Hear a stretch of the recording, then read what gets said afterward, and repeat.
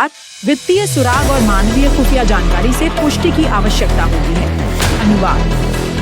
The guardian इस बीच जांचकर्ता शांत नहीं बैठे हैं। पिछले 48 घंटों में अधिकारियों ने छापे मारे हैं, गिरफ्तारियां की हैं और संबंधित जांचों में बड़ी मात्रा में विस्फोटक बनाने वाली सामग्री जब्त करने की सूचना दी है, जिसे अधिकारी विस्फोट से जुड़े किसी भी आतंकी मॉड्यूल को खत्म करने के लिए एक बहु एजेंसी प्रयास के रूप में वर्णित करते हैं। राजनीतिक और नागरिक नेताओं ने तीखी प्रतिक्रिया व्यक्त की है। कुछ लोग राष्ट्रीय सुरक्षा के खतरे के मद्देनजर एकजुटता का आह्वान कर रहे हैं।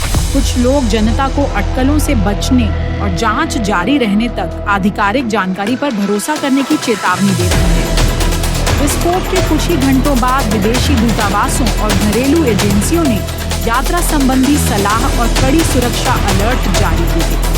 तो आज दर्शकों को क्या सीख लेनी चाहिए? पहला, लाल किला विस्फोट एक पुष्ट घातक घटना है जिसकी सक्रिय जांच चल रही है।